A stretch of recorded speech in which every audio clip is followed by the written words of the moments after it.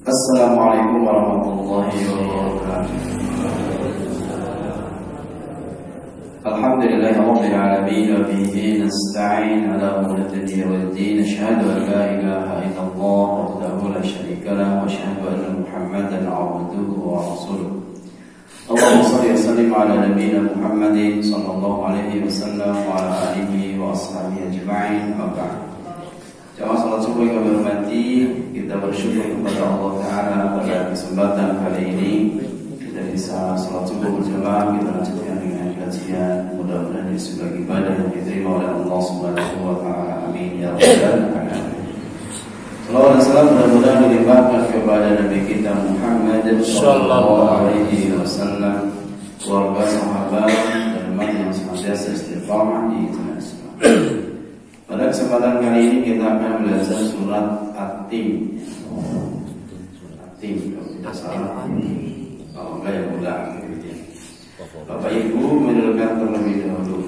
A'udzu billahi minasy syaithanir rajim. A'udzu billahi minasy syaithanir rajim. Bismillahirrahmanirrahim. Bismillahirrahmanirrahim. Wat-tini waz-zaitun. Wat-tini waz-zaitun. Wa-turi sinin.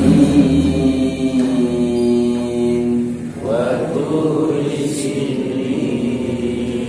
Wa hadzal baladil amin.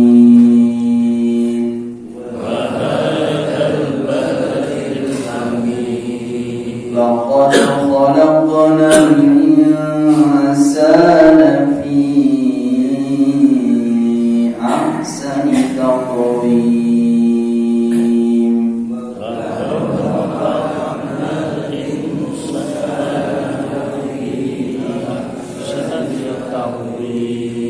ثم رددناه أسفل سافلين.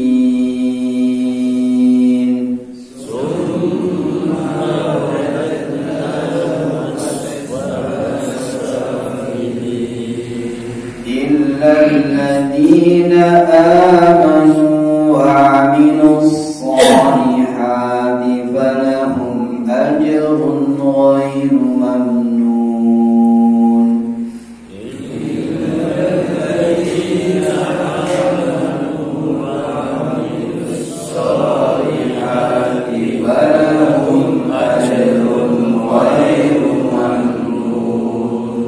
فما يكذبك بعد بالدين. فما يكذبك بعد بالدين.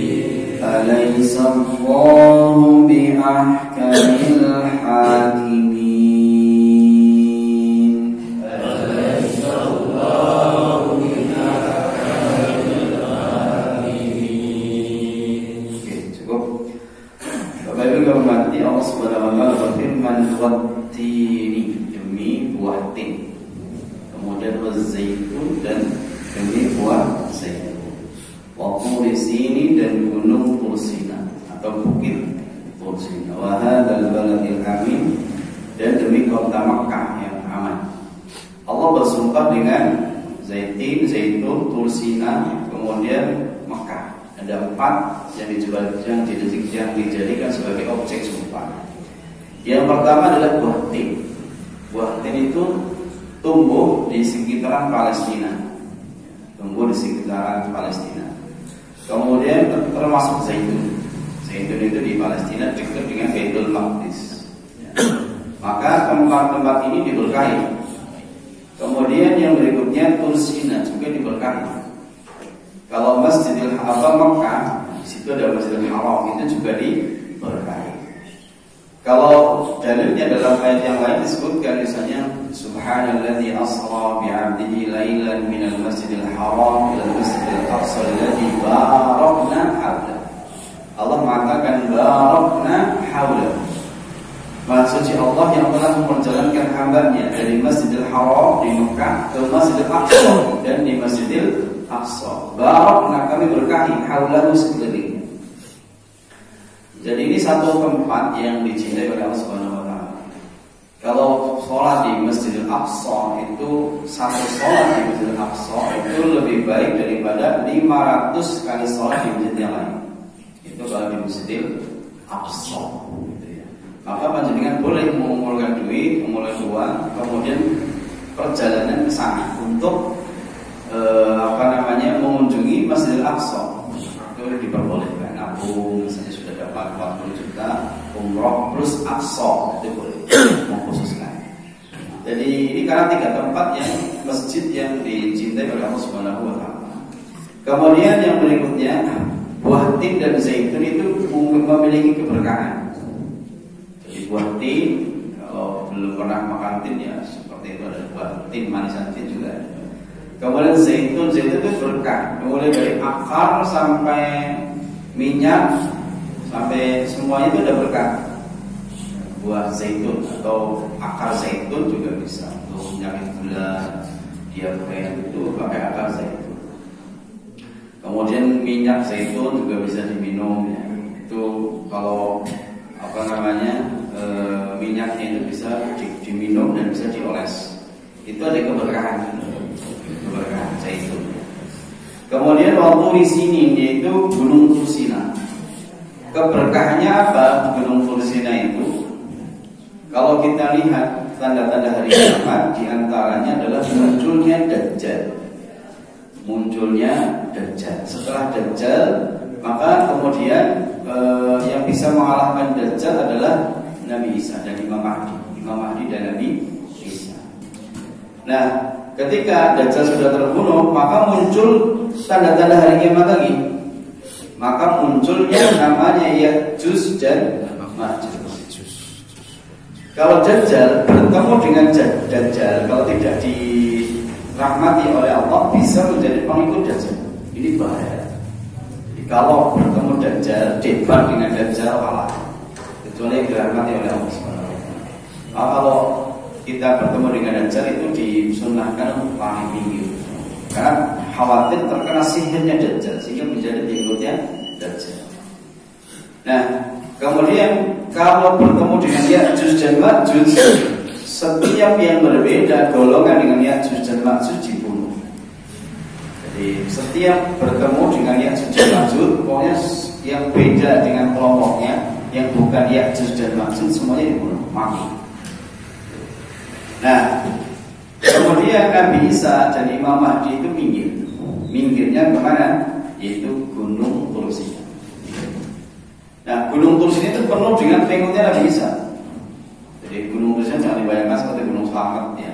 Jadi Gunung Tursina ya seperti bukit-bukit yang lain di sana, di Timur Tengah itu ya seperti itu, gunungnya batu.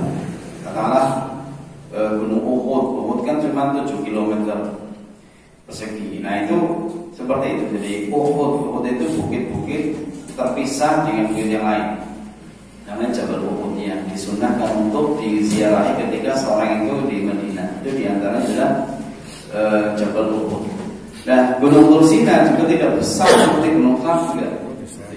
Nah, kemudian Gunung Tursina itu ketika di hari kiamat nanti, Ya'juj dan Ma'juj itu tidak bisa kesana, sihirnya nggak bisa tembus. Nah, maka kemudian Nabi Isa dan Imam Mahdi dan pengikutnya itu mencari aman di Gunung Tursina. Nah, kemudian di bawahnya Gunung Tursina itu dikepung oleh Ya'juj dan Ma'juj. Jauh mata memandang itu Ya'juj dan Ma'juj semua, kiri kanan, kanan, kulon itu semuanya, barat, selatan, semuanya Ya'juj dan Ma'juj. Dan itu sejauh mata memandang dikepung oleh Ya'juj dan Ma'juj. Dalam kondisi terdesak, bisa cari makan, bisa buang air, bisa nggak bisa susah. Maka yang dilakukan oleh Nabi Isa alaihissalam itu berdoa kepada Allah supaya Ya'juj dan Ma'juj itu dihancurkan. Karena perang juga tidak mungkin, karena mereka punya persenjataan juga.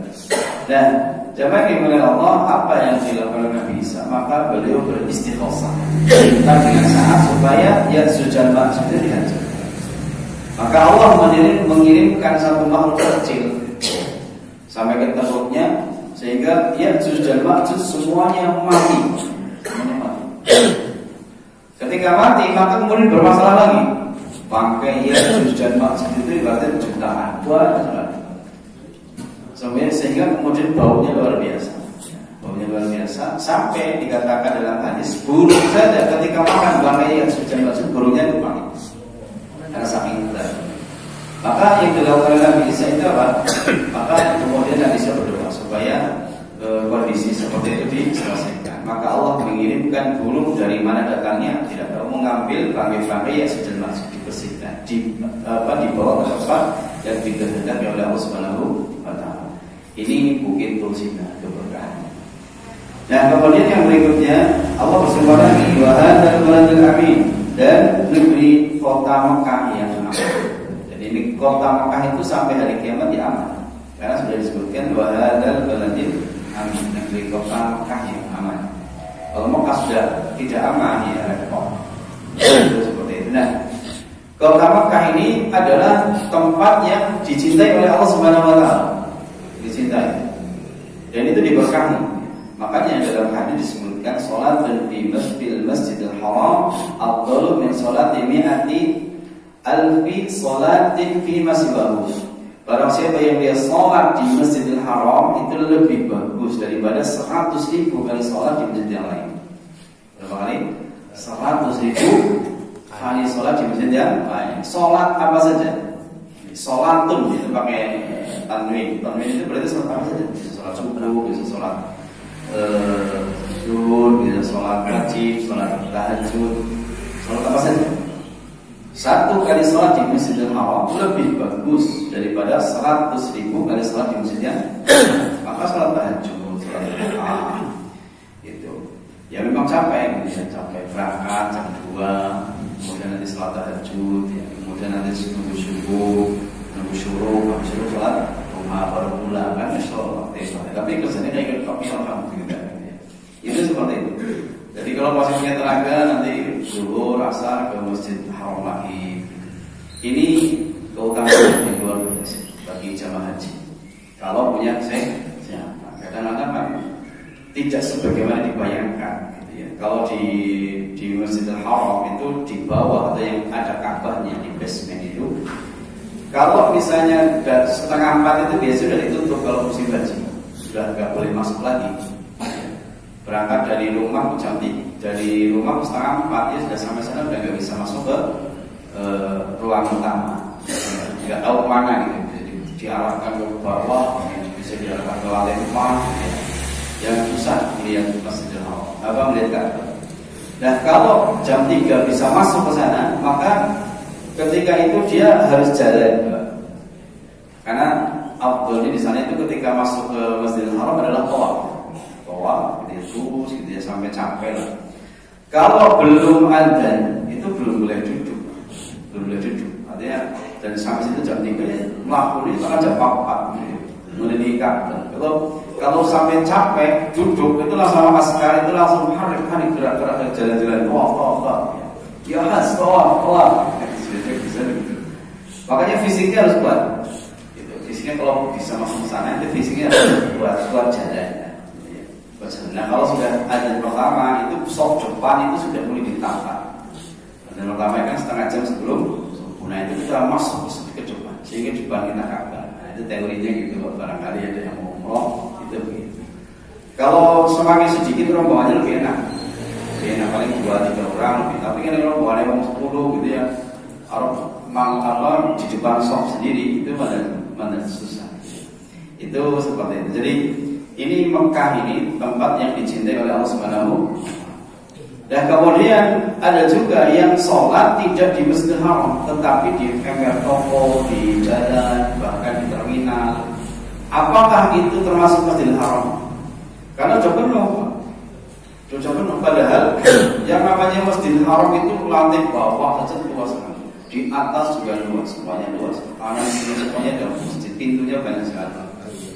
Jadi galonnya di Masjidil Haram itu 25.000 galon zam-zam. 25.000 galon zam-zam. pekerjanya 1.800 OB. OB itu office boy lah, tukang fan, tukang mesin kaca, itu sejumlah 1.800. Itu kira-kira itu pekerja-pekerjanya. Askarnya itu sudah banyak sekali, polisi, askar itu semuanya banyak. Itu OB-nya yang bersih WC sudah banyak sekali. Nah itu sangat luas. Itu saja nggak nampung. Gitu. Makanya jamaah itu ada yang ketika umroh, sholat tarawih, ketika Ramadan itu banyak yang sholat di jalan-jalan. Nah sekarang permasalahannya, apakah orang yang sholat di jalan, orang yang sholat di ember toko itu termasuk sholat di Masjidil Haram? Kira-kira hitungannya sholat di Masjidil Haram apa tidak? Kata para ulama termasuk apa? Sholat di Masjidil Haram. Dalilnya mana? Dalilnya kita lihat dalilnya tadi surat yang saya baca. Subhanalladzi asra bi 'abdihi lailan minal masjidil haram ila masjidil aqsa alladzi barakna hawlahu. Maha suci Allah Subhanahu wa taala yang telah menjalankan hamba-Nya dari Masjidil Haram ke Masjidil Aqsa. Karena apa? Startnya, jadi mulainya hijrah Nabi, berangkatnya Nabi itu bukan dari Masjidil Haram. Jadi nanti malam Isra ya, bisa gitu. Dan Nabi itu tidak berangkat dari masjid, bukan, tapi dari rumah bibinya. Dari rumah bibinya, bukan dari rumah sendiri. Yang itu bukan Masjidil Haram, ibaratnya jauh rumahnya. Tetapi kenapa Allah Subhanahu wa taala kemudian dalam firman-Nya mengatakan Maha Suci Allah, asra bi 'abdihi lailan minal masjidil haram, dari Masjidil Haram, padahal berangkatnya dari mana? Rumah bibinya. Makanya para ulama mengatakan bahwasanya setiap tanah haram ya sudah termasuk Masjidil Haram. Tanah haram itu berarti Masjidil Haram. Di Mekah itu ada tanah haram, ada tanah halal. Tanah haram dan tanah apa? Halal. Kalau tanah haram berarti dimuliakan. Kita tidak boleh membunuh burung, walaupun burungnya yang tapi tidak boleh dibunuh. Itu enggak boleh. Enggak boleh dibunuh. Maka di sana burung banyak sekali. Ada burung namanya burung hamamah, seperti udara persis. Cuman bulunya itu tidak sebagaimana di sini. Kalau di sini kan ada yang putih, ada yang merah, bulunya bulunya. Kalau di sana paling ya seperti itu kan. Hitam, hitam seperti itu. Iya, itu karena fase semodel gitu, karena panasnya luar biasa. Jadi, itu tidak boleh disembelih, tidak boleh disakiti. Itu seperti itu karena diharamkan. Namanya tanah itu tanah yang dicintai oleh Allah, sehingga sholat di sana lebih bagus daripada sholat 100.000 kali sholat di tempat yang lain. Ini karena dicintai. Itu seperti itu. Termasuk Medina itu juga tempat yang dicintai, tapi tidak disebutkan ya ini. Tapi dicintai oleh Allah Subhanahu wa taala, sehingga sholat fi masjid hadza, sholat di masjid ini, Masjid Nabawi, itu afdalu min alfi sholatin fi masjidihi, lebih bagus daripada 1.000 kali sholat di masjid yang lain, di tempat yang lain. Itu kan tempat yang dicintai. Cuma bedanya kalau Mekah itu sepanjang dia masih di haram, maka dia dilipat gandakan 100.000 kan. Tetapi kalau di haram di Masjid Nabawi itu hanya di masjidnya tok. Kalau di hotel ya sudah enggak. Di depan hotel juga tidak. Ada yang berpendapat harus masuk masjid. Tapi kalau di bawah tenda, di bawah payung itu tidak. Tetapi yang lebih kuat, pendapat para ulama adalah di bawah payung pun sepanjang itu wilayah masjid itu sudah masuk Masjid Nabawi. Karena Masjid Nabawi itu 100 hektar. Berapa? 20.000 hektar. Itu seperti itu. Jadi ini Masjid Nabawi. Dan jemaah yang dimuliakan Allah itu tadi sumpah yang Allah Subhanahu wa taala bersumpah. Ketika sesuatu dijadikan objek sumpah, biasanya memiliki keutamaan. Jadi itu keutamaan kota Mekah. Kemudian yang berikutnya, laqad khalaqnal insana fi ahsani taqwim. Sungguh qad benar-benar. Ini harus dibaca pendek ya. Tidak boleh dibaca la panjang, karena saya kadang-kadang mendengarkan orang itu baca laqad, salah. La-nya harus dibaca pendek. La pendek diartikan sungguh. Tapi kalau la panjang tidak. Jadi laqad sungguh benar-benar, la sungguh qad benar-benar. Jadi sungguh benar-benar khalaqna. Jadi qad kalau bertemu dengan fi'il madhi itu artinya adalah benar-benar sungguh. Tapi kalau qad bertemu dengan fi'il mudhari beda lagi. Jadi kalau qad bertemu dengan fi'il mudhari artinya adalah kadang-kadang atau sering. Bisa jadi artinya kadang-kadang atau sering tergantung konteks. Tapi kalau bertemu dengan fi'il madhi maka artinya adalah sungguh atau benar-benar seperti itu. Nah ini qad itu bertemu dengan fi'il madhi, sesuatu kata yang telah contoh. Contoh qad qamatis sholatu. Qad sungguh qamat setelah ditegakkan. Jadi akan ditegakkan walaupun maknanya adalah walaupun dia menggunakan fi'il madhi, tetapi artinya adalah akan. Gitu ya. Ini kaidah bahasa Arab itu memang seperti itu. Jadi sungguh benar-benar segera akan dilaksanakan sholat. Gitu. Maka ya Bapak berarti. Nah kita lanjutkan.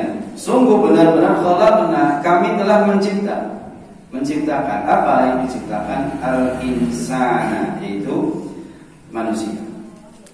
Kalau insan di sini itu manusia satu, kalau banyak namanya anas. Satu manusia disebut dengan insan. Kalau banyak manusia anas. Ya ayyuhan nas, wahai manusia-manusia. Kalau al-insan itu adalah satu manusia. Tetapi biasanya disebut al-insan adalah kullul insan, setiap manusia.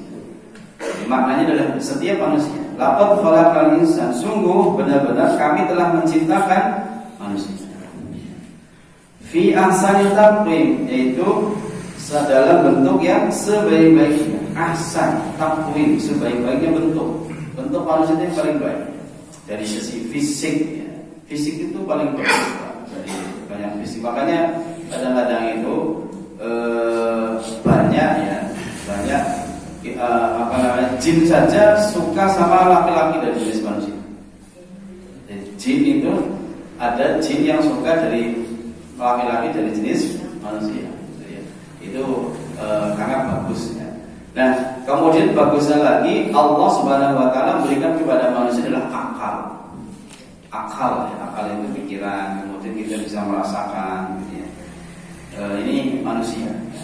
Jadi Allah Subhanahu wa taala menciptakan manusia dalam bentuk yang sebaik-baik. Kemudian summa radadnahu asfala safilin. Summa radadnahu, kemudian kami kembalikan ke asfal, ke tempat yang rendah. Asfal itu tempat yang paling rendah. Makanya kalau kita aspal jalan raya sudah diaspal belum, itu tempat yang rendah. Ibaratnya minyak pertalite pertama itu BBM itu di atasnya. Tapi kalau aspal itu tempat yang rendah, yang termasuk itu, tapi yang paling rendah. Aspal itu adalah tempat yang paling atau bawah, yang paling bawah. Nah, sufla itu bawah. Asfalu sufla itu bawah. Kalau sufla itu muannas. Nah, safilin orang-orang yang paling rendah. Dan jadi jamaah yang dimuliakan Allah, manusia itu dalam bentuk mulia, punya kedudukan tinggi. Bahkan dengan akalnya dan pikirannya orang itu jadi terhormat. Ada yang jadi bupati, ada yang jadi camat, jadi pemimpin, terhormat.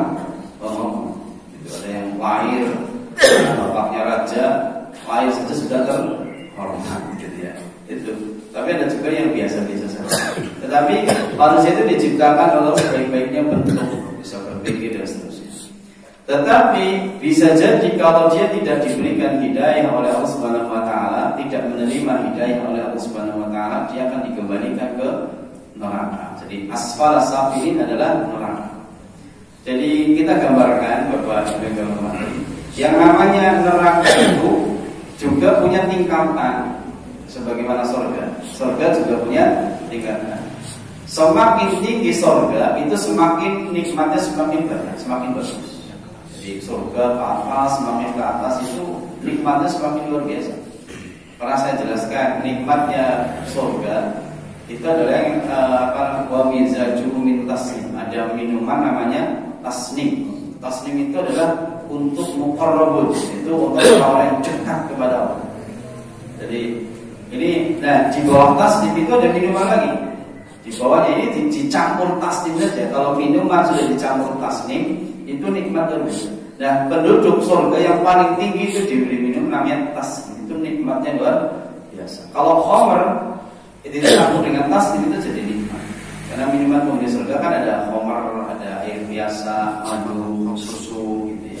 Nah, itu kalau dicampur tasnim itu luar biasa. Nah, itu penduduk surga yang paling tinggi diberi minum namanya tasnim. Di bawahnya ya.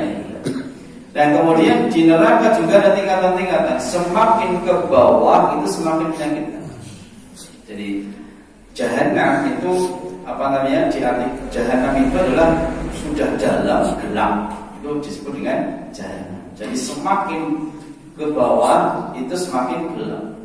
Karena neraka, api neraka itu jangan dibayangkan seperti api di dunia.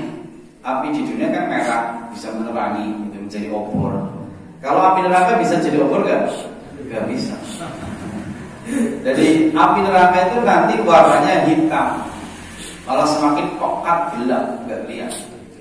Karena api neraka itu dibakar 1000 tahun, jadi bakar lagi putih, bakar lagi biru, bakar lagi jadi hitam 1000 tahun, 1000 tahun, 1000 tahun, 4000 tahun bakar sampai seperti itu hitam.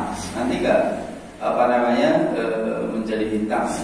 Nah, ketika matahari itu nanti tidak syamsu kubirat. Matahari itu kan ada kan dilempit, jadi digulung. Matahari itu begitu.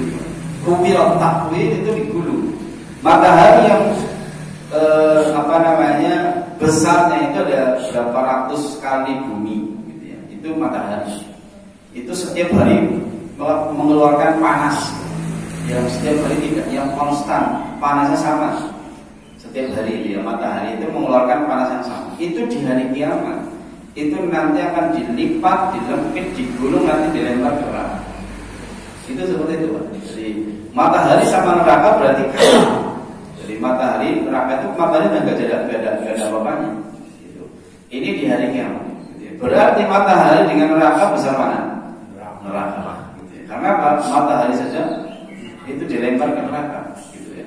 Nah, kenapa matahari dilempar ke neraka? Untuk menghinakan orang yang menyembah matahari. Bahkan yang disembah itu ikut membakar orang-orang yang menyembah matahari. Itu ada yang menyembah api, bahkan dia akan dibakar dengan api. Jadi dihinakan oleh Tuhannya sendiri. Padahal dulu di dunia dia menyembah api, dulu di dunia menyembah matahari. Itu malah ikut menyiksa, ikut membakar, itu menyakitkan kan? Itu. Nah ini kenapa bisa seperti itu? Ya karena mereka tidak beriman, ingkar kepada Allah Subhanahu wa Ta'ala. Dan yang paling dalam itu adalah kalau dilempar satu benda itu 70 tahun itu baru sampai dasar. Jadi suatu ketika itu ada hadis ya, ada Nabi dengan para sahabat sedang kumpul, kemudian tiba-tiba terdengar suara duk, gitu. Duk. Kemudian Nabi bertanya, suara apa ini? Kemudian para sahabat mengatakan Allah dan Rasulnya yang lebih tahu. Kata Nabi, itu adalah suara benda yang jatuh ke dasar neraka, yang dilempar itu 70 tahun yang lalu. Berarti sudah dalam panas. Nah kalau yang berikutnya ada wail itu lembah. Lembah itu 40 tahun baru sampai ke lembah. Nah kemudian yang berikutnya orang yang tapi yang dilemparkan ke dalam neraka atau yang masuk ke dalam neraka itu mereka itu sudah sampai tengah. Kemudian mereka akan lari walaupun sampai jurang sana, mereka tetap akan lari ke pintu-pintu. Jadi tetap akan lari. Sudah sampai di pintu, lempar lagi oleh penjaga neraka, tinggal lari lagi ke pintu lagi, lempar lagi ke tengah. Kalau modelnya Abu Lahab, istrinya Abu Lahab itu yang memarah yang memusuhi dakwah Rasul. Dia punya istri namanya siapa? Hindunnya. Abu Lahab itu punya istri, suami istri itu memusuhi dakwah Rasul. Nah, kemudian fi jidiha hablum min masad. Tabat yada Abi Lahab wa tab ma aghna anhu maluhu wa ma kasab. Saya selama ronda dan wamra'atu istri. Wamra'atu hammalatul hatab. Dia itu memiliki yang dia itu membawa kayu bakar untuk menyakiti Rasul. Fi jidiha hablum min masad. Jilahnya itu ada habl, kali, tali min masad dari sabut. Jadi tali yang dari sabut itu sangat kuat, keras ya. Kemudian dililitkan ke lehernya. Kemudian ditarik ya. Kemudian dilempar ke atas. Bus ya. Terfak dilempar ke atas dengan talinya. Kemudian ditarik lagi ke bawah. Jebret gitu ya. Itu bentuk siksaan yang diberikan oleh Allah kepada istrinya Abu Lahab dengan tali. Jadi lehernya pakai tali lempar ke atas. Bus gitu ya. Kemudian setelah sampai atas lari lagi bawah, lantik. Itu bentuk siksaan yang dijelaskan di dalam Quran. Nah, termasuk misalnya dalam surat Al-Humazah, wailul likulli humazatin lumazah alladzi jama'a malahu wa addada. Kemudian Allah mengatakan di ayat fi amadin mumaddadah. Jadi mereka penghuni neraka itu di neraka tadi adalah fi amadin, di tiang-tiang, mumaddadah diikat. Dan tidak bisa lari, penghuni neraka tidak bisa lari. Tetapi mereka tetap akan lari, terus akan berusaha untuk melarikan diri. Begitu sampai itu ditarik oleh malaikat penjaga neraka, lempar lagi ke neraka. Ini asfala safilin. Kita berlindung kepada Allah dari seperti ini. Dan yang tinggal di neraka jangan dikira sehari 2 hari, lama. Jadi lama sekali. Inna jahannama kanat mirsada lit-taghina ma'aba. Mereka tinggal di sana itu tidak hanya sehari 2 hari, tapi labisina fiha ahqaba, bisa berabad-abad. Ya kalau ada yang memberi syafaat, kalau enggak kan repot. Walaupun orang mukmin tetap pasti masuk surga. Tapi kalau dosanya lebih banyak, dia mampir dulu ke neraka. Kalau masih kemutan memberikan syafaat, ini orang mana? Gitu ya. Itu seperti itu. Jadi makanya kita berusaha untuk memperbanyak amal soleh. Banyak tinggal kebaikan kita, jangan sampai kemudian dosanya lebih banyak. Kalau dosanya lebih banyak, masuk neraka dulu. Itu makanya kita berdoa ya, supaya kita dimasukkan ke dalam surga dengan jangan berbuat dosa dan maksiat. Kita berusaha untuk berbuat kebaikan. Kalau kebaikannya jalan, dosa dan maksiatnya jalan, itu gak imbang. Karena dosa dan maksiat pasti, amal kita belum tentu diterima. Itu masalahnya di situ. Jadi yang paling bagus adalah kita berusaha untuk meninggalkan dosa dan maksiat. Walaupun amalnya biasa, tapi dosa dan maksiat jangan dikerjakan. Itu seperti itu. Jadi ini semua adalah waspada safin. Illa alladziina aamanu wa 'amilus shalihaat. Kecuali orang-orang yang beriman dan beramal. Ini iman dan amal saleh. Iman amal saleh. Falahu ajrun ghairu mamnun. Dia mendapatkan pahala yang tidak terputus. Pahala yang tidak terputus itu tadi di surga. Dia mendapatkan nikmat tidak terputus, terus menerus dapat nikmat. Ini luar biasa. Dan itu gak bosan. Kalau dengan minum apa saja enak rasanya, jadi tidak bosan. Kalau di dunia kan bosan. Kita katakan pengen banget misalnya es buah. Dikasih es buah rong mangkok ya harus bosan. Dikasih 5 mangkok ya tong nomor. Ya orang tahu kan? Karena memang seperti itu. Tapi kalau di surga nggak akan bosan. Dikasih istri itu nggak bosan, ketemu lagi cantik, pergi sebentar ketemu istrinya, jadi bosanku tambah aja gitu ya. Itu di surga. Kalau di dunia kira-kira gitu nggak pak? Ya boleh. Ya 10 tahun ya biasa, 20 tahun ya harus tambah 2. Tapi kalau cinta sama istri itu cintanya bukannya hawa nafsu ya, tapi cinta yang betul-betul murni ya, sampai tua, sampai nikah ya tetap sayang gitu kan, ada gitu. Jadi itu banyak ya, kalau suami istri sayangnya dari hati itu biasanya umurnya panjang biasanya. Itu pengamatan saya begitu. Kenapa? Kalau saya kan senang silaturahmi kepada orang-orang tua. Kenapa sih? Misalnya orangnya sampai 80 tahun, karena memang istrinya bagus, pelayanannya kepada suami. Suami melayani istri juga bagus. Seperti itu contoh saja. Fama yukadzibuka ba'dul bidin. Apa yang menyebabkan kamu mendustakan hari pembalasan? Ini orang-orang yang tidak beriman kepada hari kiamat. Itu ditanyakan. Kenapa? Kamu itu tidak percaya kepada hari kiamat? Padahal sudah jelas bukti-bukti dari Quran, dari hadis, cerita.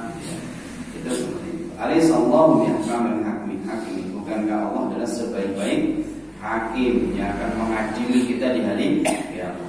Jadi hidup itu tidak hanya di dunia, tapi di akhirat. Dan Allah Subhanahu wa taala akan memutuskan permasalahan kita nanti di hari kiamat. Jadi kalau di sini nggak beres, ya, maka di hari kiamat akan pasti akan disidang. Orang yang punya utang di dunia nggak beres, tagihannya di mana? Di akhirat. Pasti nggak akan, Allah itu tidak akan mendolimi hamba. Seseorang yang dia itu berbuat baik pasti dibalas. Innallaha la yadhlimu mithqala dzarrah. Allah Subhanahu wa taala tidak akan mendolimi walaupun sebesar dzarrah. Ada orang berbuat baik ikhlas karena Allah pasti balas. Bahkan orang kafir saja berbuat baik dibalas oleh Allah enggak? Dibalas. Tapi di dunia. Kalau mereka baik di dunia, Allah membalas di dunia. Tetapi di akhirat sudah habis balasan. Kebaikannya sudah diberikan semua di dunia. Nanti begitu dia mati, jatah kebaikannya sudah habis.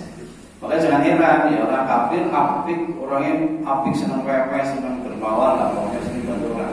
Kulitnya kepenak, pemberian, gitu ya, segini gampang, gitu kan, begitu.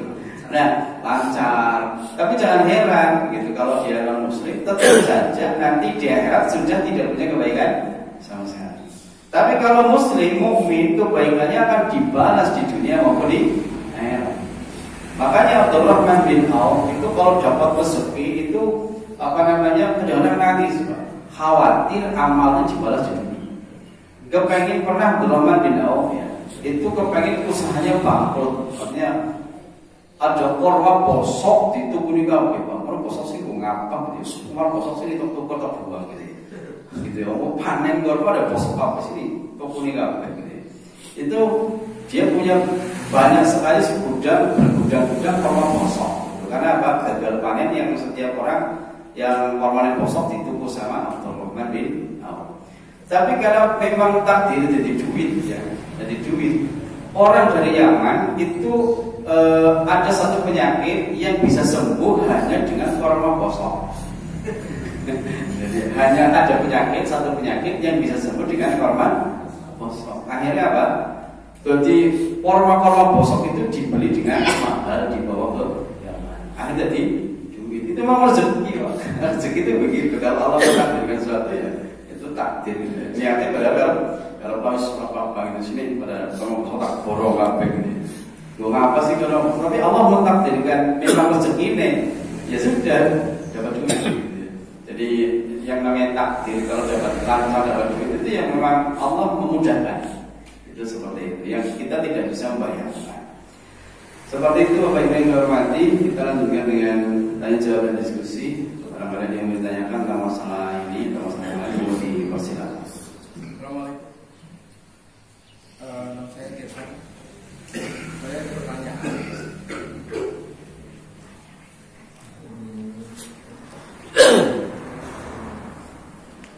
Assalamualaikum warahmatullahi wabarakatuh. Waalaikumsalam. Saya Irfan. Saya ada pertanyaan Pak Ustaz mengenai janji dan bohong. Apakah termasuk maksiat? Terima kasih. Assalamualaikum warahmatullahi wabarakatuh. Waalaikumsalam. Janji dan bohong dusta. Iya, langsung jawab saya ya. Atau ada yang mau bertanya lagi selain itu? Ya, sekalian satu lagi. Bismillahirrahmanirrahim. Assalamualaikum warahmatullahi wabarakatuh. Waalaikumsalam.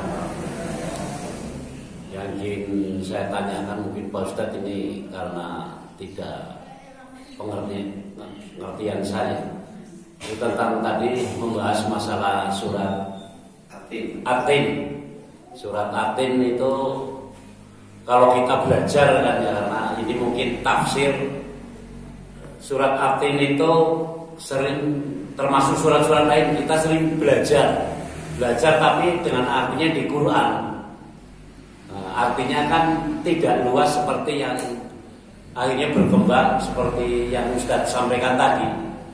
Nah, itu apakah untuk belajar tafsir seperti itu mungkin kalau cara di negaranya ada undang-undang, mungkin ada PP-nya atau gimana cara belajarnya? Saya rasa itu, terima kasih. Wassalamualaikum warahmatullahi wabarakatuh. Waalaikumsalam. Terima kasih. Jadi begini Pak, kita jawab yang kedua dulu Pak. Jadi ilmu tafsir itu memang agak saya belajar tafsir itu setengah tahun di pimpinan pusat Muhammadiyah. Jadi di UMY itu ada pimpinan pusat Muhammadiyah itu mengadakan namanya adalah pelatihan mubalik memahami Al-Quran dengan metode manhaj. Yang dipelajari itu dari ilmu sorofnya, nahwunya. Tadi kan saya jelaskan qad itu bertemu dengan fi'il itu dari sisi sorof. Kemudian nahwunya gitu itu dipelajari Pak. Kemudian dari sisi ini sebagai fi'il, fa'il, maf'ul bi, itu maf'ul bi-nya mana, mubtada'nya mana, mubtada' mana, itu dipelajari. Setelah itu ilmu balaghah. Kalau itu kebagusan kalimat itu seperti itu dipelajari. Kemudian setelah itu dipelajari tafsirnya. Itu saya belajar itu di pimpinan pusat Muhammadiyah di Jogja itu setengah tahun. Gitu. Jadi memang ada pelajarannya Pak. Jadi, nah ada puluhan tafsir yang diajarkan kepada kita selaku peserta dari Bali Mas teman saya. Jadi satu kabupaten itu hanya satu. Memang itu diuji Pak, diuji dari bacaan, dari macam-macam, dari saring lah ya, gitu ya. Karena yang membiayai full gratis dari UMY. Dan seperti itu Pak. Nah dasarnya kalau kita belajar itu dari yang sederhana, tafsir yang muyassar, kemudian berkembang ke tafsir yang agak jelimet gitu ya. Misalnya tafsir Qurtubi, tafsir Ibnu Katsir itu ada tafsir yang ditafsirkan dengan Quran, Quran ditafsirkan dengan Quran, Quran ditafsirkan dengan hadis. Itu seperti itu. Jadi ada bukunya. Jadi bukunya yang paling gampang muyassar. Harganya juga lebih murah. Kemarin saya beli muyassar di Madinah itu cuma 85 rial segini gitu ya. Tapi kalau yang ini sudah 4 jilid Pak, itu dalam bahasa Arab. Kalau diterjemahkan dia 10 jilid. Nah gitu Pak. Itu seperti itu tafsir. Memang ada kaidahnya. Maka di tafsir itu ada qaidah ilmu tafsir. Kalau di sekolah saya ada mata pelajaran namanya ilmu tafsir kelas 11 dan 12. Itu ilmu tafsir. Nanti belajar bagaimana mentafsirkan, ada naslah, ada mansukh gitu ya. Ada dhamir, itu semuanya dijelaskan di ilmu tafsir. Ada kaidahnya Pak, namanya ilmu tafsir. Kalau baca sendiri kadang-kadang memang bingung Pak. Seperti itu. Saya kira itu ya masalah tafsir. Kemudian yang berikutnya adalah janji dan dusta. Jadi janji itu adalah setiap kita kadang-kadang kan berjanji. Nah janji itu satu, kalau kita berjanji kemudian bermaksud memenuhi janji maka dapat pahala. Jadi kita kalau berjanji Pak besok hadir insya Allah misalnya, besok ngajiin, besok ada pengajian Pak subuhan hari Sabtu insya Allah, itu berarti janji. Kalau panjenengan kemudian datang ke sini itu ada 2 pahala. Satu memenuhi janji, yang kedua apa? Ngaji. Itu seperti itu. Nah kemudian bagaimana kalau janji tapi tidak dipenuhi? Berjanji tapi tidak dipenuhi, maka itu berdosa. Maka itu adalah sifat orang munafik, itu berdosa. Innallaha tidak pernah menyelisih janji, itu adalah sifat dari Allah. Innallaha la yukhliful mi'ad. Allah itu tidak pernah memenuhi janji. Nah kemudian Allah memerintahkan aufu bil uqud, penuhilah janji-janji kalian. Kalau kita sudah berjanji maka penuhi aufu bil uqud. Jadi penuhi janji. Berarti kalau kita memenuhi janji dapat pahala. Kalau tidak memenuhi janji berdosa. Itu termasuk dosa. Dosanya antara Allah Subhanahu wa taala dengan orang yang kita janji. Makanya Bapak Ibu yang hormati, janji itu benar. Janji itu adalah makanya kalau kita mengatakan, kalau kita berjanji ucapkan insya Allah. Insya Allah itu kita berusaha untuk memenuhi, misalnya jam 7, insya Allah jam 7. Kita berangkat dari rumah setengah 7, kira-kira sampai sana jam 7. Itu berarti insya Allah. Nah tapi kalau seandainya ada ban bocor, macet, itu kita tidak berdosa karena kita sudah mengucapkan insya Allah. Tapi kalau kemudian jam 7 ini mati dari rumah jam 7, dia berdosa. Kenapa? Karena dia sudah menyelisihi janji jam 7 tapi jam 7:04, itu dosa. Itu harus minta izin. Mohon maaf Pak, saya terlambat. Itu janji. Dan itu kadang-kadang karakter kita itu karena tidak paham dengan masalah ini, maka kemudian banyak yang menyelisih janji. Jam 7 jadi jam 7 tapi 59 ya. Jadi jam 7 nih jam 7 nih 59 kan jam 10. Alasannya kan masih jam 7 ya, itu nggak boleh seperti itu. Kalau misalnya jam 7 tepat, kalau terlambat kita bilang mohon maaf Pak saya terlambat. Gitu, seperti itu. Nanti mohon keriduan dia. Gitu. Jadi kadang-kadang kalau kita berusaha memenuhi janji kita dapat pahala. Dan seseorang dibangun akhlak seseorang itu dilihat dari ketika dia bisa memenuhi janji atau itu akhlak. Dan itu memang berat sekali untuk memenuhi janji. Saya saja Pak itu kadang-kadang ya, saya sering minta maaf. Saya pernah dimarahi gara-gara salah paham. Saya bilang antar barangnya ya insya Allah nanti asar gitu ya. Asar kan banyak gitu. Dia sudah nunggu dari sholat asar. Ternyata datang ke sana, saya dari rumah setelah sholat asar sampai sana kan jam 4:30 kan dimarahi. Katanya asar gitu. Gitu. Maksud saya asar itu ya waktu asar. Tapi kan sudah 4:30 ini dimarahi habis saya mencari rumahnya dulu ketemu gitu. Dimarahi. Ya sudah saya terima saja ya mohon maaf. Itu seperti itu karena dia tidak itu sudah puas memainnya baru kita minta maaf gitu. Seperti itu Pak. Jadi kita berhak dimarahi kalau seandainya memang kita salah. Itu seperti itu. Jadi ini memenuhi janji. Makanya kalau saya misalnya ya, saya itu pekerjaan diantaranya adalah pedagang asongan. Saya pekerjaannya adalah pedagang asongan. Artinya apa? Ada pesanan barang, buku, madu apa gitu ya. Iya nanti saya antar gitu. Kalau saya sudah bilang antar, maka saya berusaha untuk mengantar. Kalau tidak bisa nanti mewakilkan orang lain. Nah, ketika saya mengantar barang itu tidak hanya mencari keuntungan dunia, tetapi mencari pahala, memenuhi apa? Janji. Memenuhi janji dapat pahala. Jadi mencari mencari uangnya dapat pahala, memenuhi janji dapat pahala. Jadi ngode seperti ini adalah berusaha untuk mencari pahala. Itu karena memenuhi janji adalah apa? Pahala. Kata Allah, aufu bil uqud. Penuhilah janji-janji kalian. Jadi tidak sembarangan ketika kita berjanji kemudian bebas enggak. Itu. Kalau kita sudah berjanji kemudian berniat untuk tidak melakoni itu sudah dosa. Itu sifat orang munafik. Kalau setiap hari janji begitu munafik. Munafiknya amali. Kalau munafik amali dia sudah blacklist. Artinya udah dia kalau janji ya biasanya tidak dipenuhi. Kalau sudah seperti itu kita sudah tidak bisa. Dia bukan orang adil. Dia orang suka dia munafik. Itu munafik amali. Dia tidak bisa dijadikan sebagai saksi. Omongannya tidak bisa dipegang. Itu seperti itu. Makanya untuk itu kalau kita berjanji, kalau kita akan berjanji usahakan kita memang bisa. Kalau tidak bisa ya itu seperti itu.